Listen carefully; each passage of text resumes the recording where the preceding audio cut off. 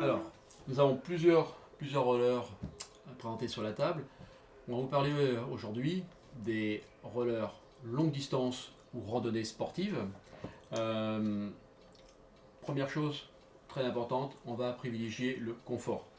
Alors, si on regarde un petit détail au niveau des chaussures, on a des chaussures qui vont être très souples, hein, donc qui vont être très dans le confort, et puis vont nous permettre, voilà, comme ceci, on le voit bien, chaussures un peu plus souples qui vont avoir moins de rendement hein, quand on va pousser. La poussée elle va être absorbée un petit peu par la souplesse de la chaussure. Plus de matelassage, pareil, la poussée va être un petit peu absorbée, mais on a des chaussures très confortables. Autre détail avec les châssis. Les châssis type aluminium embouti, comme ça, qui vont être un peu plus légers, qui vont avoir possibilité de vibrer un petit peu quand les routes sont pas très lisses, et puis avoir moins bon rendement au niveau du renvoi de l'énergie lorsqu'on patine. Voilà, donc ça c'est les premiers châssis les plus simples.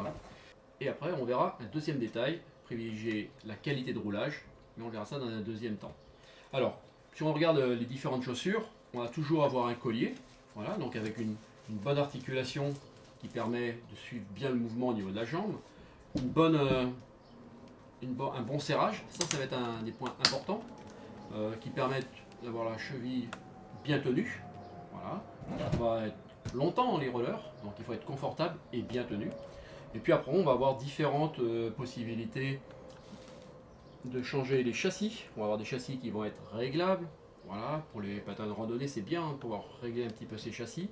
Et puis, plus ils vont avoir de maintien, plus ils vont avoir de rigidité, meilleure va être la qualité pour les manœuvrer et la qualité de poussée et de rendement du roller. Elles vont être aussi un petit peu plus lourdes que des chaussures qui vont être un peu plus racées, voilà, et où on va avoir plus de renfort sur les côtés. Là, on est dans un modèle en magnésium, donc en une pièce, avec des renforts bien rigides entre chaque roue.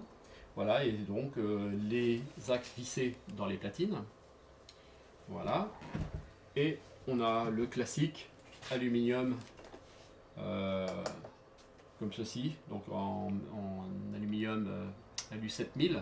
Donc c'est quelque chose de bien rigide. Et on va retrouver du carbone, donc plus de légèreté, mais aussi bien sûr plus de renvoi, plus de performance. Bon, celle-ci étant aussi très aérée, voilà, elle est un petit peu hybride entre ces deux modèles-là.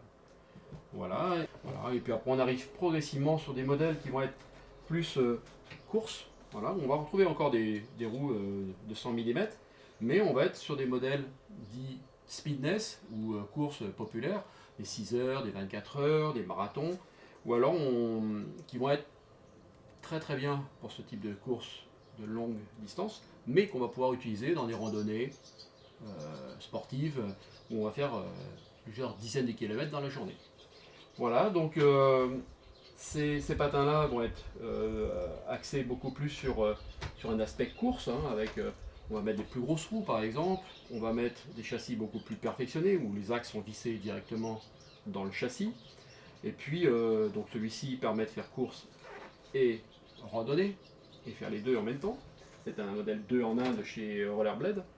Voilà, et on va le retrouver dans sa déclinaison en 100 mm. Voilà, donc un petit patin plus court, voilà, plus facile en maniabilité. Mais le point qui va être très important et déterminant pour le roller, eh ben, c'est sur les roues. C'est la qualité de roulage des roues qui va faire le plaisir que l'on a. Et ça, c'est important. C'est pas la première chose qu'on se rend compte. Je vois souvent des patineurs qui me disent mais moi, mes roues, les roues qui sont montées, je suis très bien, ouais, je patine bien.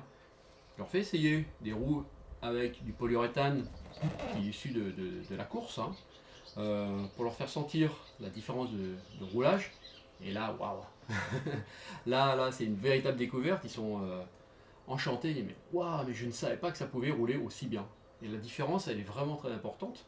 Et on va décupler le plaisir de patiner. Et c'est ce qu'on aime, c'est prendre du plaisir sur des longues distances, faire des kilomètres avec des bonnes roues. Et vraiment, ça va être génial. Alors, ça va être soit du polyuréthane monodensité, soit des polyuréthanes en bidensité, comme pour en course, où il y a deux duretés dans la roue. Ça va donner encore plus de confort et plus d'accroche. Et on va vraiment se faire plaisir avec un nouveau roulage. Et bien pour conclure, après tous ces conseils pour choisir vos rollers de randonnée sportive ou de longue distance, il y a une chose qu'on ne peut pas choisir, c'est le temps. Et parfois, il pleut. C'est bien plus agréable de patiner quand il y a un beau soleil, mais lorsqu'il pleut, il y a des roues de pluie spécifiques qui sont issues de la course et qui sont les MPC Storm. Il n'y a qu'une marque qui a réussi à vraiment faire une roue qui accroche sous la pluie. Voilà, donc c'est une bidensité avec cette particularité où on peut patiner pratiquement aussi facilement sous la pluie que sur le sec. Un peu comme à l'image des pneus neige pour nos voitures.